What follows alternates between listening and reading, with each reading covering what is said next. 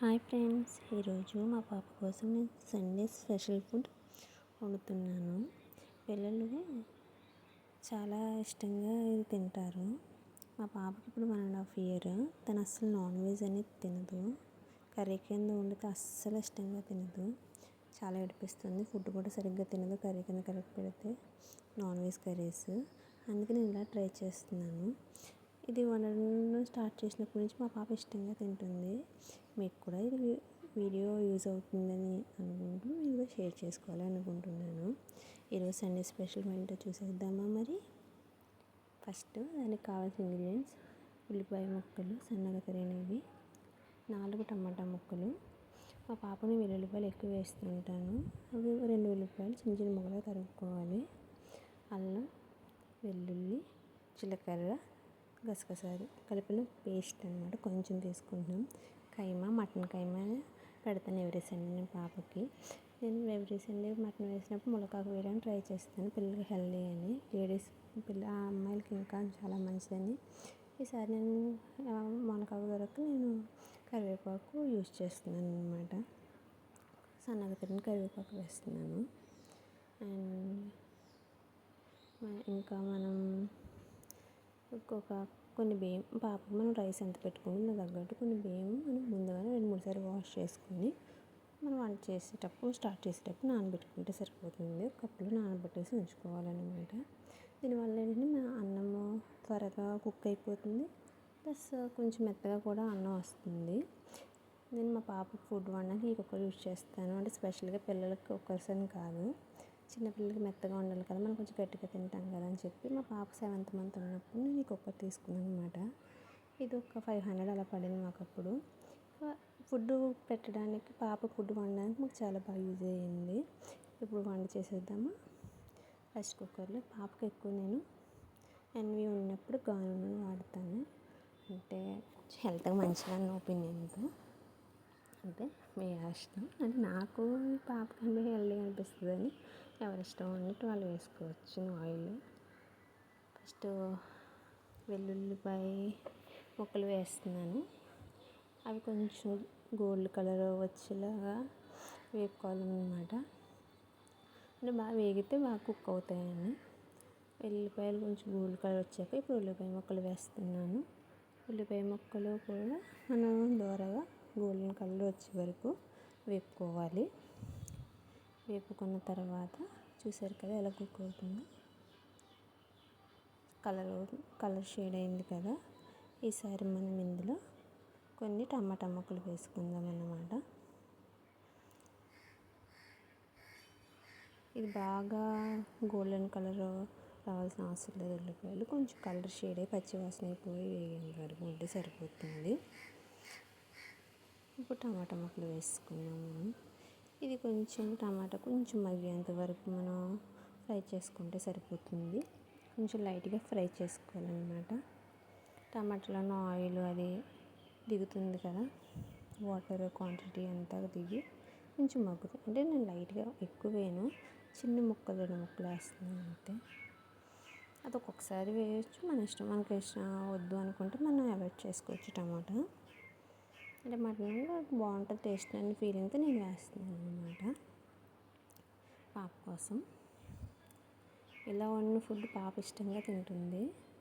ఇప్పుడు మసాలా ఇందాక చెప్పాను కదా, అల్లం, వెల్లుల్లి, జీలకర్ర, గసగసాలు పేస్ట్ అని కొంచెం మనం తినేంత స్పైసెస్ పిల్లలు తినలేరు. అందుకని కొంచెం స్పైసీ తక్కువగానే వేస్తాను. వెల్లుల్లి ఒక్కడే పాపకి ఎక్కువగా వేస్తుంటాను, స్పైసెస్ అన్నీ తక్కువ వేస్తుంటాను. మసాలా కొంచెం వేసుకుంటాను అన్నమాట. ఇప్పుడు అందులో బాగా కడిగి పక్కన పెట్టుకుని కైమా కూడా ఇందులో వేసేస్తున్నాను. ఈ కైమా కూడా మనం బాగా కలుపుకొని ఈ మసాలాతో పాటు వేగేలా కలుపుకోవాలి. మసాలా వేసాం కాబట్టి అడుగు పడేస్తుంది కాబట్టి స్లోగా కలుపుకుంటూ ఒక 2 to 3 minutes దాన్ని ఫ్రై చేయాలి. ఎందుకంటే మటన్ కదా, వేసిన తర్వాత వాటర్ దిగుతుంది అండ్ పచ్చిగా కూడా ఉంటుంది కదా, పచ్చి అంతా పోయేంత వరకు వేపుతూ ఉండాలి. పచ్చివాసన వచ్చినా మనం కుక్కర్ పెట్టేసిన పచ్చివాసనకి ఫుడ్ టేస్ట్ మారిపోతుంది అనమాట. వేగితేనే పచ్చివాసన లేకుండా ఫుడ్ టేస్ట్గా ఉంటుంది. దానికోసమని ఒక 2 to 3 minutes ఇలా ఫ్రై చేస్తూ ఉండాలి. ఫ్రై చేసుకుంటున్నప్పుడు వాటర్ దిగుతూ ఉంటుంది కదా, ఆ వాటర్ అంతా ఇంకిపోయేంత వరకు మనం మటన్ని ఫ్రై చేసుకుంటే పచ్చివాసన కూడా పోతుందన్నమాట. దానివల్ల ఫుడ్ టేస్ట్ బాగుంటుంది. పిల్లల ఫుడ్ కాబట్టి, అంటే వాళ్ళకి సరిగ్గా బాగోకపోతే ఇదవ్వదు కాబట్టి కొంచెం లైట్గా స్పైస్, కొంచెం కారం వేస్తున్నాను. అండ్ సాల్ట్, పాపకి నేను తక్కువ సాల్ట్ యూజ్ చేస్తాను. మనం తినేంత సాల్ట్ కానీ మనం తినేంత స్పైసెస్ కానీ పాపకు వాడిన, అంటే చిన్న పాప కదా, 1.5 year బేబీయే కదా, దాని గురించి అని అవి కూడా మా ఉప్పు కారం బాగా కలిసేలాగా మటన్ పట్టేలాగా ఫ్రై చేసుకుంటున్నాను అనమాట. ఒక నిమిషం అటు కలుపుతున్నాను. మటన్ ఎంత ఫ్రై అయితే అంత వాసన, పచ్చి వాసన పోతుంది. దానివల్ల టేస్ట్ బాగుంటుంది, పిల్లలకి ఇబ్బంది ఉండదు. మగ్గిన తర్వాత ఇప్పుడు కొంచెం మనము ఉడికించడానికి సరిపడా అంత వాటర్ వేసుకుంటున్నాము. ఇందులోనే మనం ఇందాక తురుముకుని కరివేపాకు ముక్కలు కూడా వేసుకుని కుక్కర్ పెట్టేసి ఒక 8 విజిల్స్ వరకు రప్పిస్తాం. కైమాగా అని అనుకుంటాము, కానీ కైమన్నా సరే ఎనవి గట్టిగా ఉంటుంది కదన్నమాట. అందుకని ఇప్పుడు చూసారా 8 విజిల్స్ వచ్చేసాయి. మటన్ కూడా ఉడికిపోయింది. వాటర్గా ఉందనుకుంటున్నారు. మనం ఇందాక కడిగి నానబెట్టిన రైస్ ఉంది కదా, మరి అది ఇప్పుడు మనం మిక్స్ చేయాలి కదా, అందుకే లిక్విడ్గా ఉన్నా పర్లేదు.